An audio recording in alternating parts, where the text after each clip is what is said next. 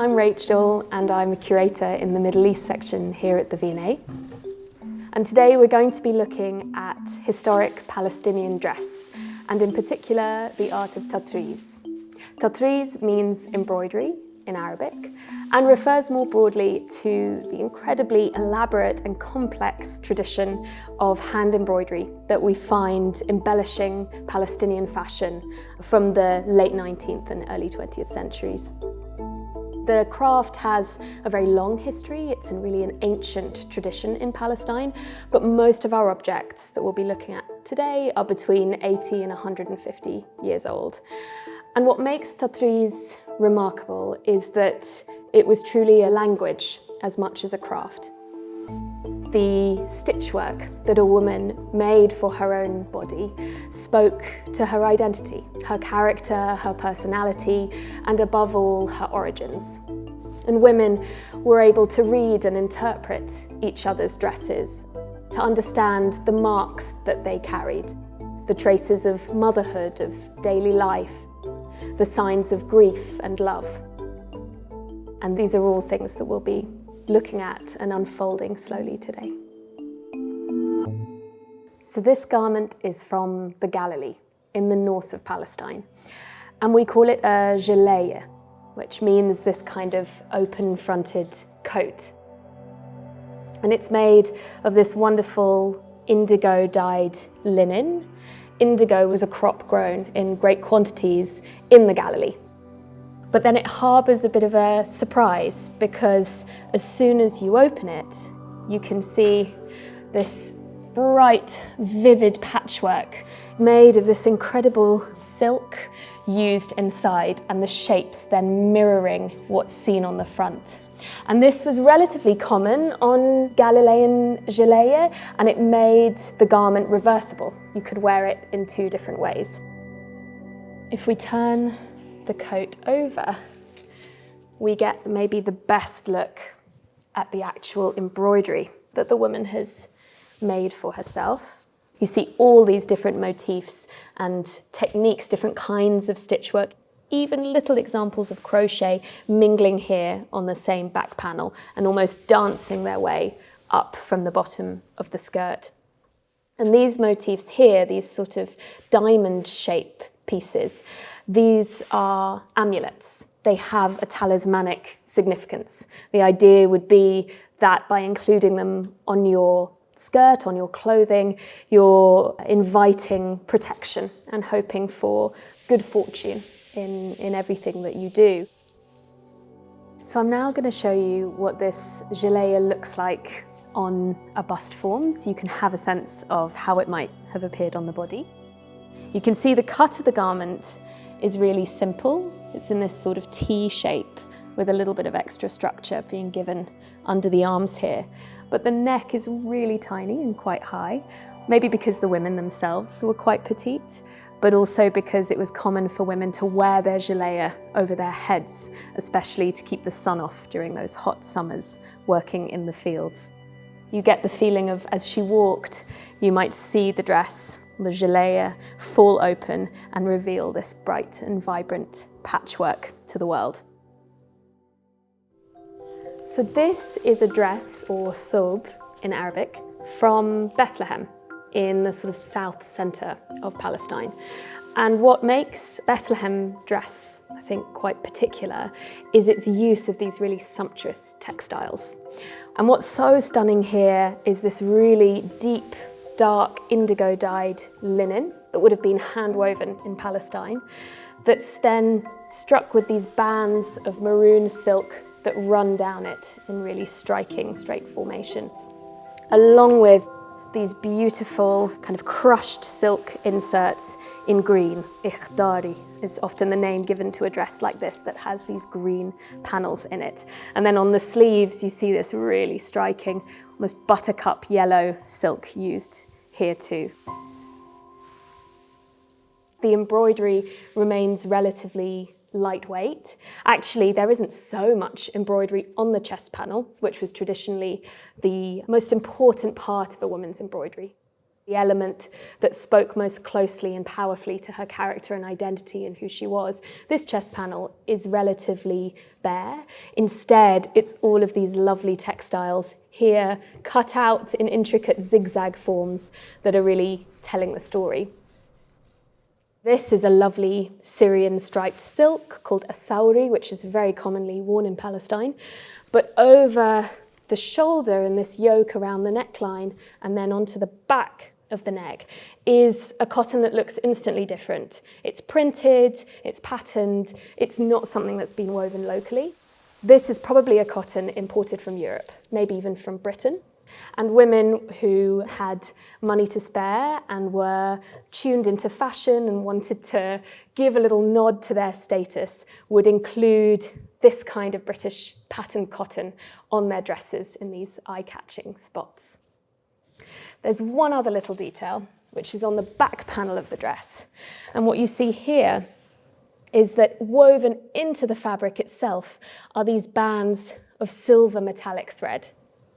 This would be added as a way to sort of mark the end of the bolt of cloth, and so it became traditional for women to put them at the end of their dresses on the back panel like this. You can actually also just about make out a stamp here that is the mark of the weaver, indicating that this is the end of the bolt of cloth. Putting this dress on a mannequin gives us a sense of the woman who wore it. She would have been quite tall, taller than I am, and broad. And the other thing that I suddenly noticed in a way I didn't before is the way the dress is constructed. This would have been made decades before the sewing machine was readily available to Palestinian women. And so rather than being mechanically put together, the seams and the hems and all the stitching connecting every part of the dress have been meticulously hand sewn. So this is a jacket. The word in Arabic we use is a Taqsireh jacket to describe the style of it, from Bethlehem. And I've put my gloves on to handle this object because it features this incredible metal thread, and the oils in our fingers can damage metal if we handle them without gloves. And the metal thread, in fact, is what makes the jacket so extraordinary and special. Bethlehem women were famous for the style of embroidery called Tahrir, or couching in English.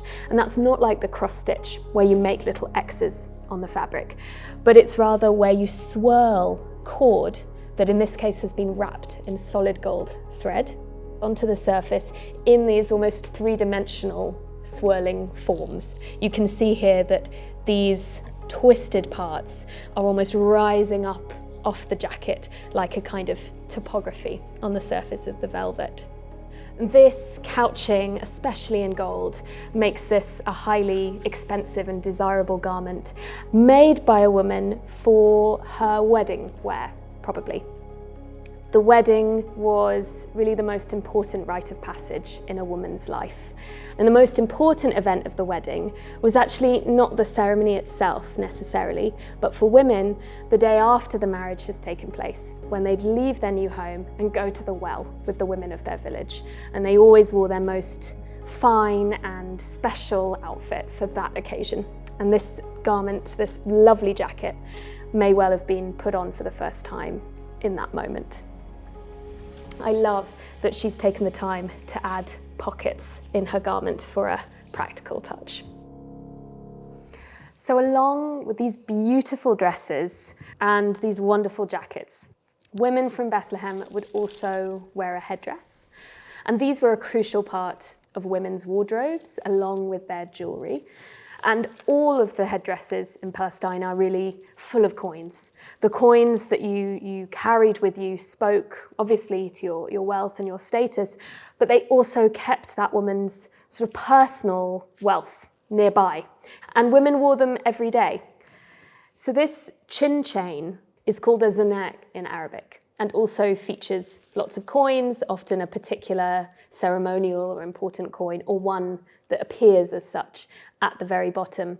And it's believed that wearing this kind of silver jewellery or amulets with little wishes and prayers inside close to the body would bring you good fortune or protection from the evil eye or the elements or life's misfortunes.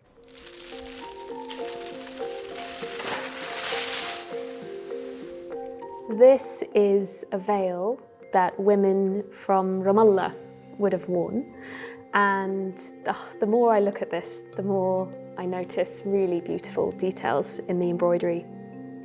And what's so beautiful about this veil is that it lays out for us in really clear ways all the different motifs and designs that Ramallah women love to use in their embroidery.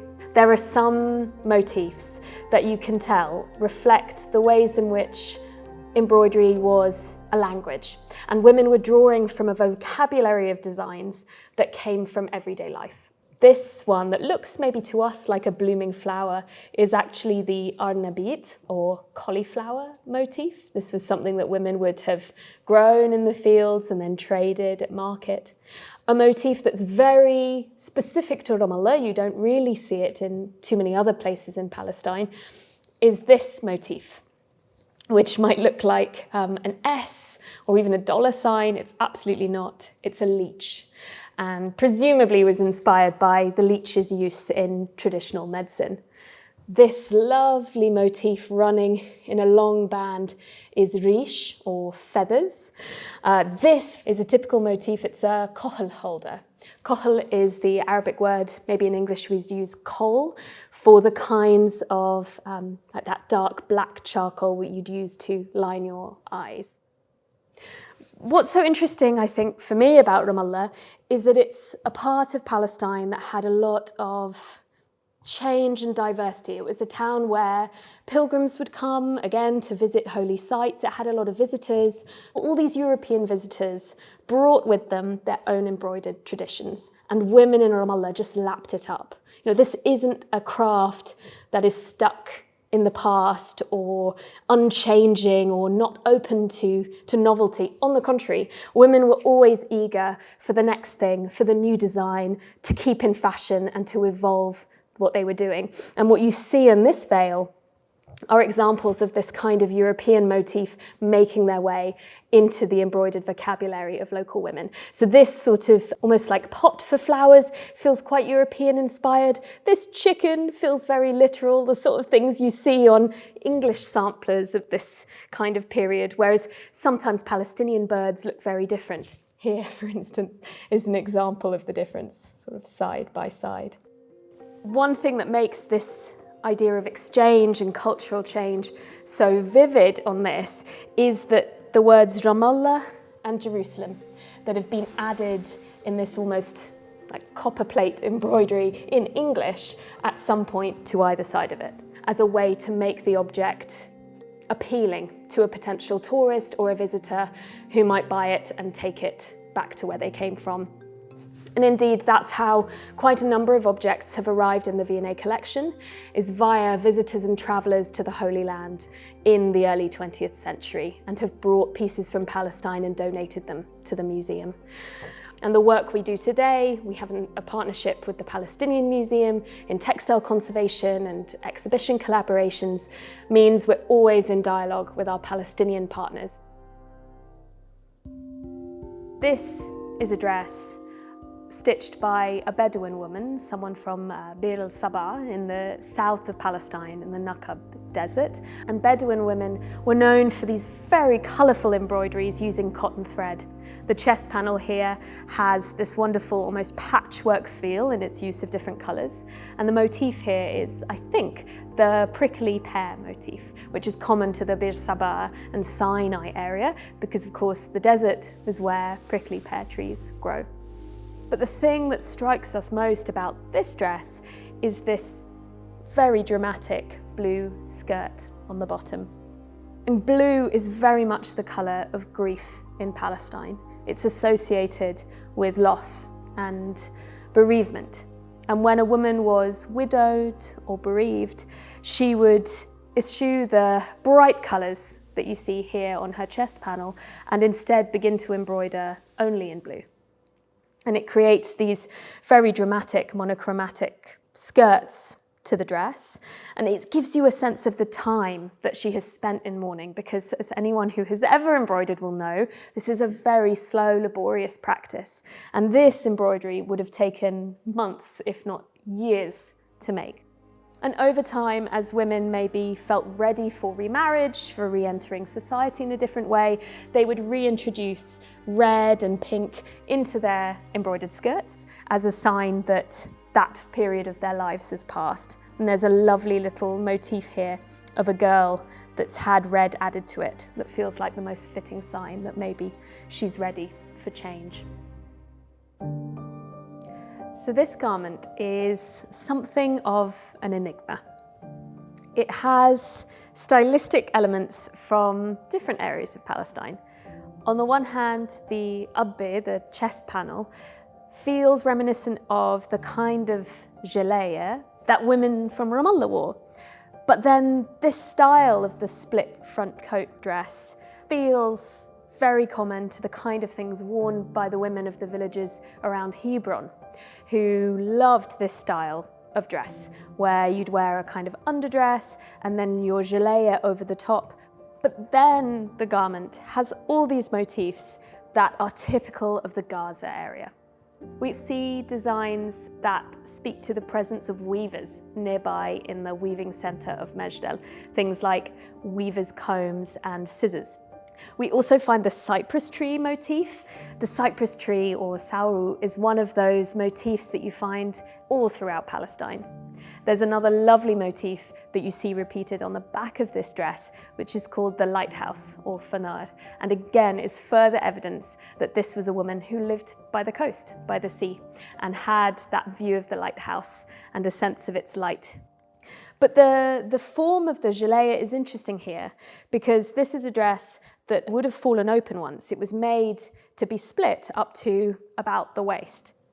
But what's happened is that someone who's owned this dress later in their life has actually sewn it closed from the inside. You can see it's been stitched up from within.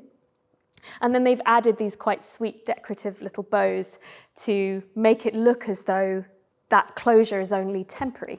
And this, to me, tells us that perhaps the dress was made before the British Mandate period, and then during that time, in the sort of 20s and 30s, social norms around modesty became a little bit more conservative. And so women started to sew them closed like this, but retain that kind of local style without compromising any of the new social norms that were true for this part of Palestine. And for me, this is so interesting because it tells us how a garment can reflect these social and political, economic changes in the very fabric of a dress. It's evidence of how Palestinian women cherished their dresses, handed them down to the next generation, and that they continued to evolve and transform in line with the life of the person who's actually wearing and making this. These are not garments that are stuck in amber. Many of them defy this idea that we can be specific about their making because they are mosaics, the result of many different hands of work. The final detail that makes this really clear are these two sweet little pockets on the front of the skirt, which again are not typical of the time when this was made, probably in the late 19th century, but rather reflect the needs of a woman decades later who inherited and loved this dress in her own way. The garments we've looked at today give us just a glimpse of the richness of the tradition of Tatreez and the dynamism and diversity of historic Palestinian fashion. Today, embroidery is a practice of resistance and solidarity, a symbol of the nation and of Palestinian identity. Looking closely at Palestinian dress, understanding how a woman expressed grief on her clothing at a time of great suffering for Palestinians, I feel unfolding a history of place through clothing brings us closer to Palestinian women and helps us celebrate their creativity and joy at the same time.